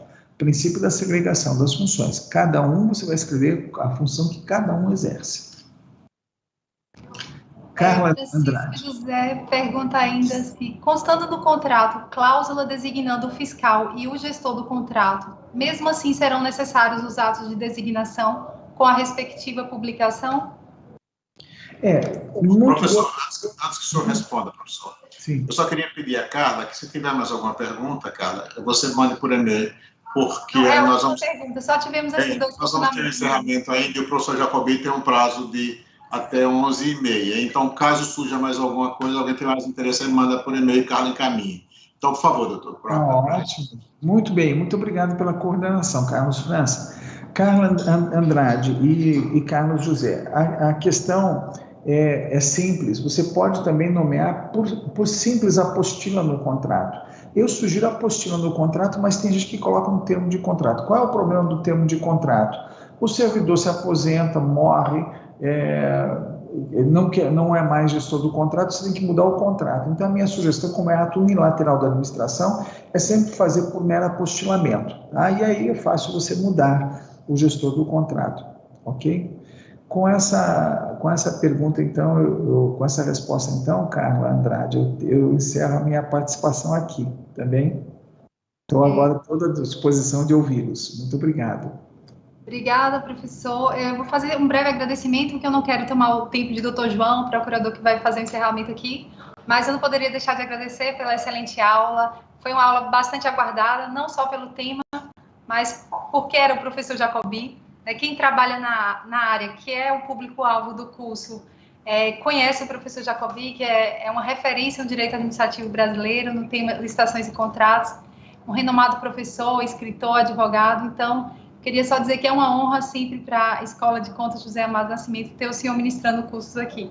Muito obrigada, professor. Eu vou passar a palavra agora para o jornalista Carlos França, que irá passar para o procurador Dr. João Augusto, e até agradecer também ao Dr. João Augusto Bandeira de Mello pela participação e por sempre trazer considerações enriquecedoras aqui para as nossas aulas. França, deixa eu interromper um pouquinho. Pois não, professor. Carla Andrade, esse é o motivo realmente que nos leva sempre à sala de aula. Pessoas como você que reconhecem o valor do nosso trabalho e o carinho que tem todas as vezes que a gente se manifesta. Isso é um impulso muito grande, uma motivação muito grande para a gente continuar se devotando a essa função que a gente exerce longe da família e dos amigos, que é escrever, né? Então, muito obrigado às suas palavras, gentis palavras, Carla Andrade. Muito obrigado. Doutor Carlos França. Pois não, professor. Agora eu passo de imediato para o doutor João Augusto Bandeira de Mello, nosso procurador do Ministério Público de Contas, no Estado de Sergipe. Doutor João, por favor. Bem, bom dia a todos. Minha saudação mais do que especial ao professor Jacobi. Uma honra, um privilégio estar aqui nesse encerramento de curso, no qual já agradeço imensamente também ao conselheiro Carlos Alberto Sobral de Souza de ter me chamado e ter essa honra, não só de assistir, mas de proferir algumas palavras, até a ousadia de proferir algumas palavras após a magnífica palestra do professor Jorge Ulício Jacobi Fernandes. Então, é uma honra e um privilégio. Saúdo a dona Carla, o doutor Marcel, o Carlos França, que sempre nos brinda com essa condução extraordinária desse curso, o Pedro, o Carlos Alberto, mais uma vez, o Kleber, que está aí nos bastidores, e todos que nos assistem. Realmente como já falei em outra sentada, professor, realmente essa oportunidade de termos os maiores nomes do termos de licitações e contratos, falando para os servidores do tribunal, os servidores públicos municipais de Sergipe, e falando para o Brasil todo e para o mundo, que agora a internet nos propicia isso, e ter nomes como de Vossa Excelência, o professor, realmente nos deixa muito, muito, muito felizes. E quero, aí sempre gosto estava assistindo sua palestra, assisti um bom pedaço pelo YouTube, outro pedaço aqui já na sala aqui, quietinho aqui com a câmera desligada, somente aprendendo e anotando, professor. E realmente é sempre um aprendizado. Como o senhor colocou, professor, a Lei 14.133, ela foi muito cuidadosa, acho que foi muito feliz com essa questão de tudo que cerca o sucesso de uma das licitações e contratos. Essa questão. E um dos aspectos essenciais, todos esses aspectos de governança e gestão de riscos, e essa questão importantíssima, que é a questão da gestão e fiscalização dos contratos. E muitas vezes é esquecida, é olvidada, tratada como questão de menor importância, mas que é absolutamente importantíssima para o sucesso da própria administração pública e o sucesso das políticas públicas vinculadas às contratações, que todas as políticas públicas envolvem contratações e a fiscalização dos contratos é absolutamente imprescindível para isso. Então, a sua palestra, professor, muito minudente, como sempre, já lhe conheço, já sou seu aluno já há muitos anos, mas sempre, como Carla colocou, alia de uma maneira realmente extraordinária o profundo rigor técnico-jurídico com o compromisso e o cuidado com os detalhes, descendo até o didático, descendo até o ponto onde a prática se externaliza, se materializa. Então, quem assistiu essa aula teve, além do rigor técnico de um grande operador do direito, teve esse mesmo rigor esmiuçado a detalhes da operação do dia a dia, e se seguidos, que eu tenho certeza que todos aqui que viram, anotaram, a palestra está gravada, vai ter essa oportunidade de aplicar na prática e de ter esse sucesso na gestão dos contratos que eventualmente participe. Então, isso é absolutamente importante. Faço também um registro pessoal. Fizemos, professor, uma fiscalização há alguns anos num grande hospital, aqui, um hospital público aqui de Sergipe, e que tinha alguns problemas. Imagine um hospital com quantos contratos estão ali vinculados, contratos de manutenção e de fornecimentos e medicamentos, enfim. E muitos dos problemas de má operação eram problemas de fiscalização de contratos, porque o ar-condicionado não funcionava, mas tinha um contrato de manutenção vigente, que previa reparar todos aqueles problemas. Tinha problema de limpeza, mas tinha um contrato de limpeza vigente que poderia solucionar todos aqueles problemas. Então, o maior cuidado na gestão do contrato, na escolha da pessoa, do fiscal do contrato, como o senhor colocou, a pessoa que tem o perfil, enfim, resolveria todos esses problemas. Então, essa questão, também outro ponto que o senhor colocou, essa questão da memória, anotar tudo, isso é importantíssimo. É importantíssimo, não só para nós que trabalham com controle, Ministério Público de Contas, Tribunal de Contas, porque conhece mais a verdade material dos fatos, mas é importantíssimo para o gestor público, coordenador de despesas, que vai ter aquela memória quando suscitar alguma questão, e é importantíssima também para a transparência geral da gestão. Então, para finalizar, professor, quero deixar atestada essa questão. Acho que, mais uma vez, fomos brindados com uma brilhante palestra que conseguiu dar o detalhe, a operação, a dúvida específica, como as dúvidas que foram levantadas por nosso amigo Francisco José, e tive também a satisfação de revê-lo, professor. Não tive a oportunidade de conhecê-lo aqui. Eu vim trabalhar no Ministério Público de Contas do Tribunal em 2002, acho que em 2003 ou 2004, por aí, eu não me recordo bem. O senhor teve a oportunidade de vir aqui a Sergipe ministrar uma palestra. O nosso saudosíssimo procurador, Carlos Valdemar Rezende Machado, me apresentou o senhor, foi uma honra. O doutor Carlos se aposentou em 2014, nos deixou em 2017, é importante esse registro e ter essa lembrança do procurador Carlos Valdemar Rezende Machado. E um livro, aqui atrás, um livrinho vermelho, aqui na prateleira, aqui em cima da minha cabeça, é o Tribunal de Contas, Jurisdição e Competência, que foi uma espécie, um manual de quem estava chegando para ser procurador de contas e queria conhecer todo o detalhe do funcionamento, de como ser, de funcionar, como funciona o órgão de controle externo, como funciona o Tribunal de Contas. Então, professor, parabéns, muito obrigado por dar esse privilégio ao Tribunal de Contas de Sergipe, ao Ministério Público de Contas de Sergipe, a todos os servidores, ao Estado de Sergipe e ao Brasil por ter colocado essa sua palestra. Muito grato mesmo.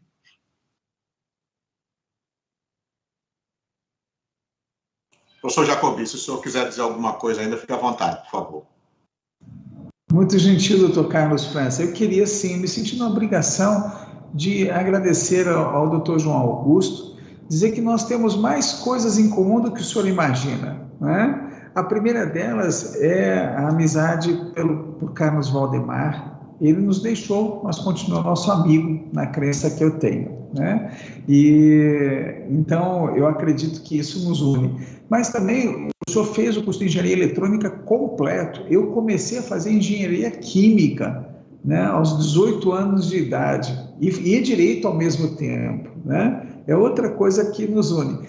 A terceira é que eu fiz o meu mestrado pela Universidade Federal de Pernambuco, né?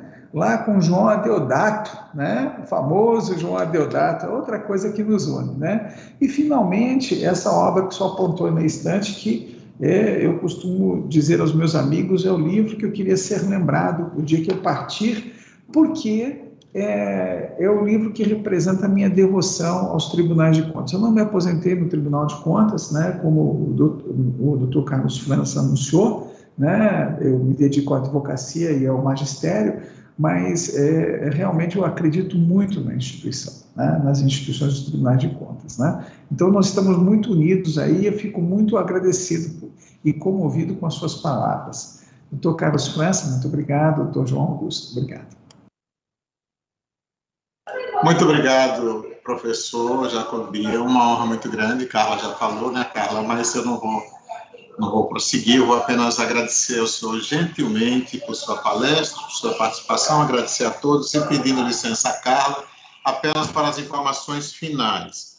É que o nosso próximo encontro será no dia 5, na próxima terça-feira, com a palestra da professora doutora Tatiana Camarão, com o tema Gestão de Risco no Controle Preventivo na Lei 14.133/21, com início às 9h30.